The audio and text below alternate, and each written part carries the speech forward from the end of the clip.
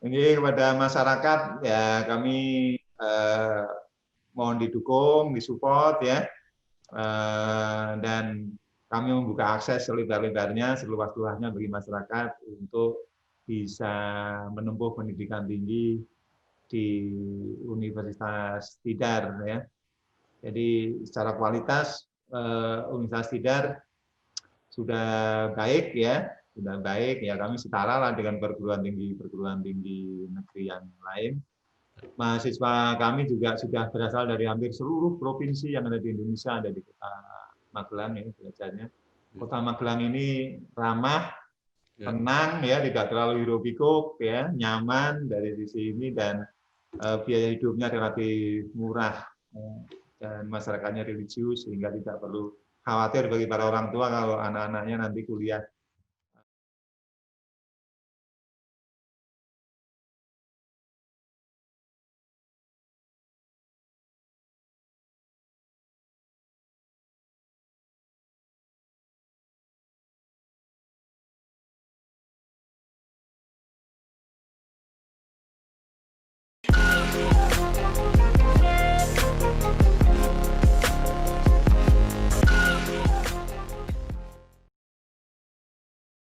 Assalamualaikum warahmatullahi wabarakatuh. Waalaikumsalam. Bersama saya Bambang Sadono di channel Inspirasi Jawa Tengah. Mudah-mudahan channel ini bisa memberi inspirasi, motivasi, edukasi, informasi, syukur bisa membantu mencari solusi. Saya sudah bersama dengan Profesor Dr. Insinyur Muhammad Arifin, MSc, Rektor Universitas Tidar Magelang. Sekarang Universitas Tidar sudah menjadi universitas negeri. Apa kabar, Prof? Alhamdulillah baik, sehat di tengah-tengah pandemi. Ya, Prof, saya baru saja wawancara. Nanti sebentar lagi mungkin akan videonya akan tayang dengan Bapak Dr. Nur Aziz yang sudah terpilih menjadi wali kota Magelang. Ya. Nah, salah satu yang menjadi cita-citanya itu mendirikan Fakultas Kedokteran di Universitas Tidar. Nah, maksud saya begini, apakah Universitas Tidar sendiri punya cita-cita apa enggak? Jangan-jangan di Tidar sendiri enggak diprogram. Monggo, Prof. Jadi Fakultas Kedokteran itu sebetulnya sudah kita programkan sejak tahun 2014. Bahkan waktu itu kami sudah merekrut dosen, ya, para dokter. Ya, sudah kita rekrut ada 3 orang atau 4 orang untuk mempersiapkan pendirian program studi pendidikan dokter waktu itu. Hanya kemudian memang karena kami ini sekarang menjadi universitas negeri, ya, sehingga kan tidak bisa ya, istilahnya itu seperti PTS ya. Harus minta ini dulu lah, restu dulu dari kementerian waktu itu. Ternyata restunya belum turun, ya. Sehingga niat itu kami pendam dulu ya, sambil menunggu mengembangkan prodi-prodi yang sudah ada dulu ya, menjadi baik, baru nanti kami mulai lagi untuk mengajukan usulan. Nah, dosen-dosen yang dulu kami rekrut kan masih kontrak itu, kita putus kontraknya. Oh, gitu ya. Akhirnya kita putus. Kalau lokasi kampusnya sudah kami siapkan, itu di depan rumah sakit jiwa. Tanah itu juga hibah dari pemerintah Kota Magelang. Insya Allah tahun ini kita mulai dulu membangun gedung kuliahnya, kemudian laboratorium terpadu. 2 gedung ini insya Allah kita mulai pembangunannya di lahan yang kita miliki yang juga dari pemerintah kota. Saya kira kalau Pak Wali Kota yang baru ini nanti punya niat seperti itu, saya kira gayung bersambut lah ya, kita saling dukung-mendukung untuk bisa merealisasikan itu. Baik, Bro.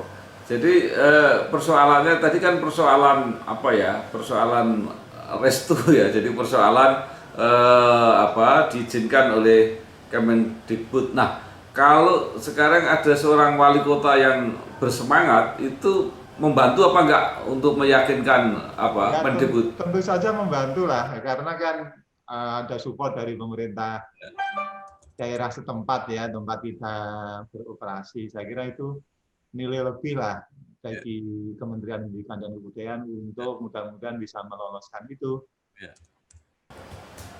Nah, kalau dilihat dari wali kota yang lama Pak ya, Pak Sigit Widionindito, kan sudah menyediakan lahan. Berarti itu kan sudah merupakan dukungan yang besar waktu itu. Iya, Pak Wali Kota yang sekarang ya Pak Sigit itu support besar ya, karena menyediakan lahan. Kota Magelang itu kan lahannya tidak banyak. Beliau bisa mengalokasikan lahan sekitar 3,5 hektar kalau tidak salah yang di situ itu ya luar biasa lah. Hanya memang Pak Sigit itu berkali-kali menanyakan ke kami kapan mau dimulai begitu. Tapi kan anggaran pembangunan itu kan sangat tergantung dari alokasi kementerian. Oh, itu. ya. Ya kan kita sementara pemerintah kota kan tidak memungkinkan untuk mengalokasikan anggaran di pembangunan kampus karena kewenangannya kan tidak di pendidikan tinggi ya. Prof. Arifin tadi kan sudah menyebut bahwa akan segera membangun gedung kuliah dan lab. Nah ini anggaran dari mana, Prof? Ini anggaran dari Kementerian PUPR. Oh, ya. Jadi artinya ya walaupun bukan Kemendikbud, pemerintah juga mendukung gitu kira-kira. Ya Kemendikbud juga, hanya kan sumber pendanaan bisa berasal dari, jadi kan Kementerian PUPR itu sekarang kan juga membangun bangunan-bangunan bagi kementerian lain, jadi tidak kemudian yang Kemendikbud hanya Kemendikbud saja. Nah, artinya kalau gedungnya jadi, kemudian programnya belum dimulai kan nggak terpakai. Akan kita gunakan dulu untuk mensupport Fakultas Pertanian dan Fakultas Ilmu Pendidikan untuk biologi, fisika. Ya, padahal dulu permohonannya untuk Fakultas Kedokteran ya, Prof? Enggak juga. Ya untuk mensupport semua kegiatan lah, tetapi peruntukannya memang untuk kedepannya ini memang yang di depan RSC itu kita akan gunakan untuk fakultas life science ya, ilmu hayati, termasuk di dalamnya kedokteran. Karena kan tanah kita itu menyebar di berbagai lokasi. Jadi nanti ada yang di tempat yang sekarang kita tempati itu nanti untuk engineering. Terus yang di depan RSC itu untuk ilmu hayati termasuk kedokteran. Terus ada di Pertoyudan itu untuk ilmu-ilmu sosial dan humaniora. Kemudian ada di Gerabak itu untuk kependidikan ya, KIP. Kemudian ada di Bandungan itu di kabupaten ya, itu nanti untuk laboratorium lapangan pertanian. Ada di Temanggung kita punya juga di Temanggung itu di Kledung. Ini yang kita gunakan untuk riset park. Sekarang sudah kita mulai pembangunannya. Jadi kalau begitu yang mendukung pemerintah daerah bukan hanya dari Kota Magelang saja ya? Oh, bukan. Pemerintah kota, pemerintah kabupaten, kemudian pemerintah Kabupaten Temanggung. Ada di Wonosobo kita punya tanah juga, 6 hektar kalau tidak salah. Jadi artinya bahwa perguruan tinggi ini punya kerjasama yang erat dengan pemerintah daerah baik kabupaten maupun kota itu ya? Iya, bahkan mereka sudah tidak sabar lagi, hanya kita yang terlalu sabar ya, karena anggarannya terbatas. Nah, Prof, sebenarnya apa yang diharapkan oleh pemerintah daerah itu sehingga membantu Universitas Tidar seperti itu? Ya, mereka kan juga apa ya, ingin masyarakatnya mendapatkan kemudahan akses untuk pendidikan tinggi ya. Kemudian yang kedua, kehadiran perguruan tinggi di satu kawasan itu kan akan mendongkrak ya kehidupan sosial, kehidupan ekonomi masyarakat sekitar. Saya kira itu yang diharapkan. Nah, sekarang Universitas Tidar sendiri perkembangannya sampai apa, Prof? Mahasiswa menjadi berapa sekarang? Jadi awal kita menjadi negeri itu mahasiswanya 2000-an. Ya. Itu tahun 2014. Ya. Nah, sekarang mahasiswa kita udah 9.000. Oh, sudah besar ya. Untuk berapa fakultas, Bro? Fakultasnya ada 5, Ya. program studinya ada 20. Ya. Yang mana, Pak? Yang paling populer atau paling favorit itu apa di Tidar ini? Nggak seperti di Undip ya. Ya. Tapi ini hampir rata-rata lah. Fakultasnya itu 5 itu ada Fakultas Teknik, Fakultas Pertanian, Fakultas Visipol ya, Visipol, kemudian Ekonomi, FKIP. Ya. Jadi nanti kalau bisa punya kedokteran bisa menjadi unggulan di wilayah tengah situ ya Pak Kira-kira. Bagian tengah kan belum ada di situ. Nah, lalu sekarang yang diharapkan apa dari Pak Wali Kota baru ini yang masih kira-kira dibutuhkan oleh Universitas Tidar menawa Pak untuk dukungan juga? Ya, kelanjutan support ya, artinya support dari pemerintah kota maupun kabupaten ya. Barangkali kalau ada pembicaraan-pembicaraan pada waktu ada rapat koordinasi Jakarta, barangkali itu akan tajam atau memperkuatnya bargaining kita. Itu. Ya. Kemudian yang kedua tentu saja kami berharap lingkungan sekitar areal rencana kampus itu juga disupport, ikut dikembangkan ya, dikembangkan mendahului pembangunan kampus lah, seperti infrastruktur, jalan-jalan, gang-gang dan lain sebagainya. Jangan sampai kampusnya nanti berdiri, beroperasi, lingkungan sekitarnya kumuh misalnya begitu. Ya.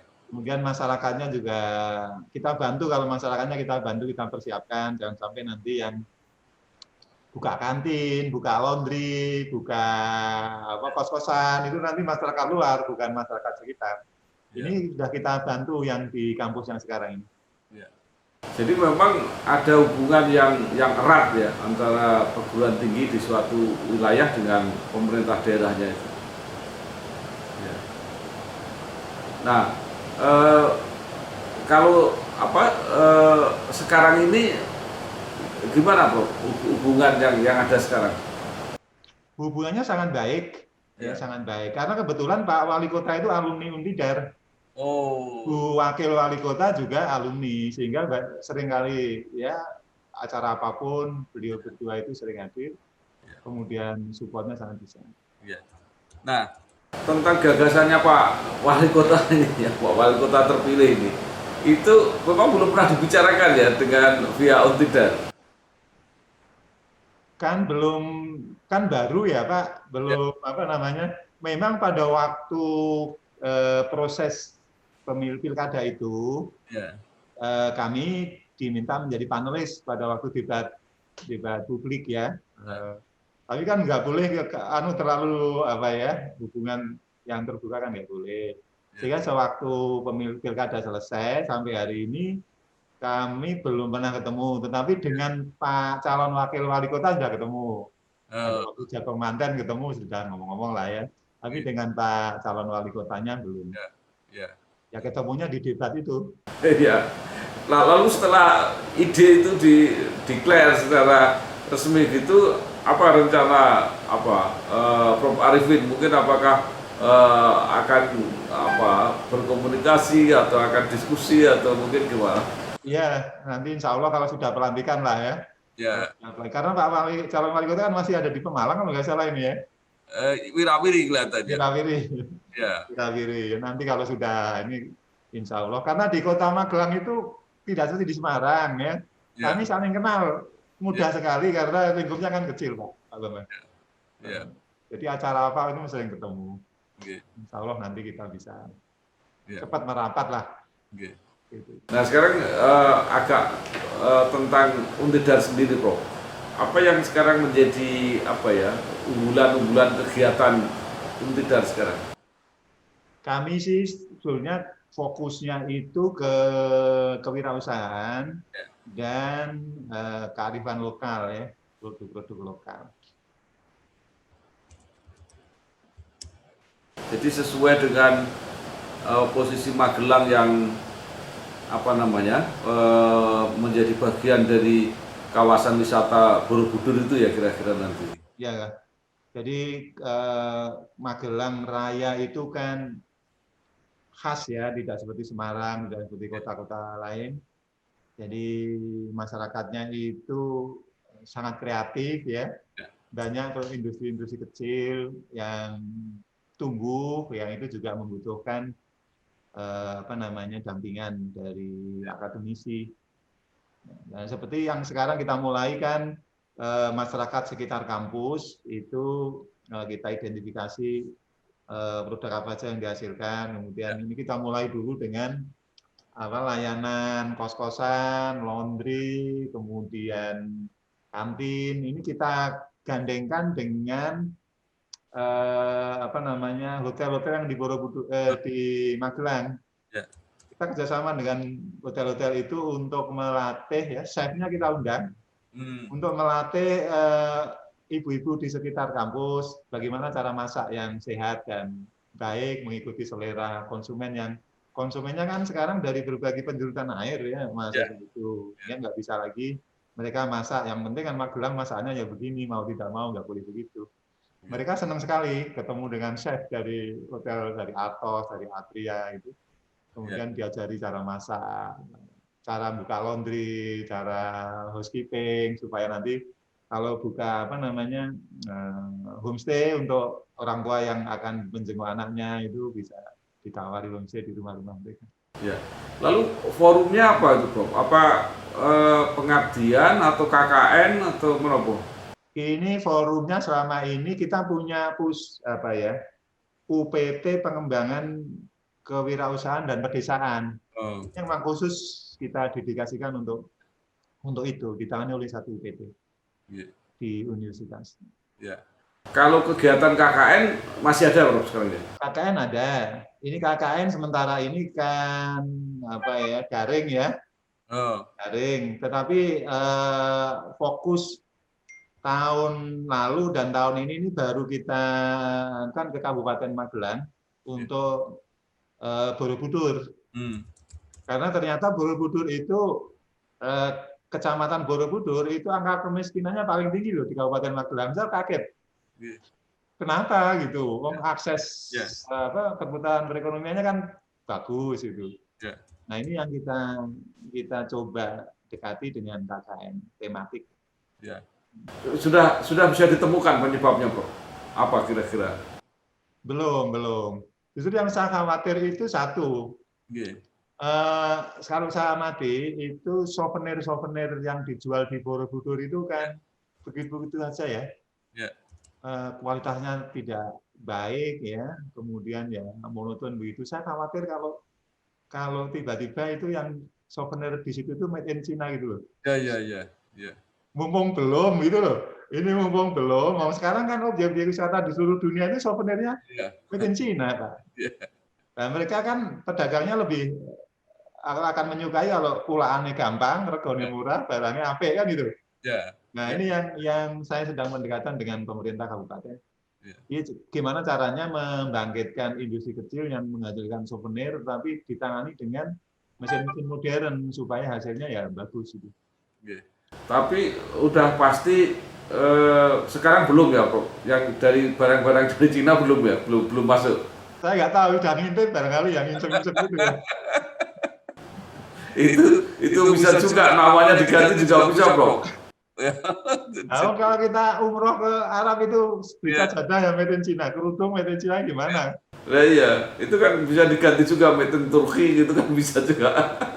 Artinya produknya tetap aja tapi Kan kulaannya lebih mudah itu bagi para pedagangnya. iya, Dan saya khawatir itu nanti begitu. iya, Nah, ini coba kita gandeng untuk bagaimana caranya ini iya, nggak seperti itu ya supaya memang ini kalau menurut saya itu dibutuhkan anak-anak muda yang iya, berjiwa wirausaha. iya, Nggak sembarangan. Kalau kita biasanya menanganinya kan sembarangan. Yang penting kumpulkan orang, kasih modal ya nggak akan berhasil. iya, Memang harus nggak banyak-banyak lah dipilih 2-3 orang yang memang sudah punya modal gitu ya. Ya gitu mestinya. iya. Prof, saya ini mau tanya soal apa ya, pengelolaan SDM di Universitas Tidar. Karena saya ngamati, saya baca sebentar lalu. Itu kan pejabat-pejabatnya dari luar semua. Jadi mulai rektor, wakil rektor. Apakah tidak ada potensi yang datang dari dari dalam sendiri? Padahal mereka kan sudah begitu lama juga mengelola. Kalau potensi sih ada, terpendam gitu loh Pak. Oh, Nah, maksudnya karena kan sejak menjadi perguruan tinggi negeri itu ya, untuk jabatan eksekutif itu kan ada persyaratannya. Kan persyaratannya kan mengikuti persyaratan ya, umum untuk perguruan tinggi negeri yang itu belum dimiliki oleh dosen yang ada di Universitas Tidar. ya, Nah, ini kita sedang kader loh, nanti pelan-pelan nanti jabatan tertentu sudah bisa dipegang oleh dosen-dosen. ya, ya. Kalau tidak salah kan juga sudah ada profesor-profesor di situ. Ada, ya, ada. Oke. Yang rektor sebelum saya kan asli asli dosen bidang Profesor Cahyo. Oh, panjenengan langsung mengganti Prof. Cahyo ya? Oh iya iya iya. Iya. Iya, iya. Nah, sekarang kalau potensi sumber daya manusianya seperti apa, Prof? Sudah berapa profesor, berapa doktor gitu yang ada di situ?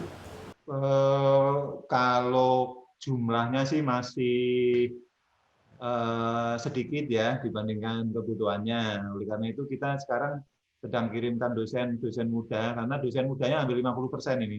Oh, Kita kirimkan untuk ngambil S3 sehingga dalam waktu 3-4 tahun mereka bisa segera kembali. ya.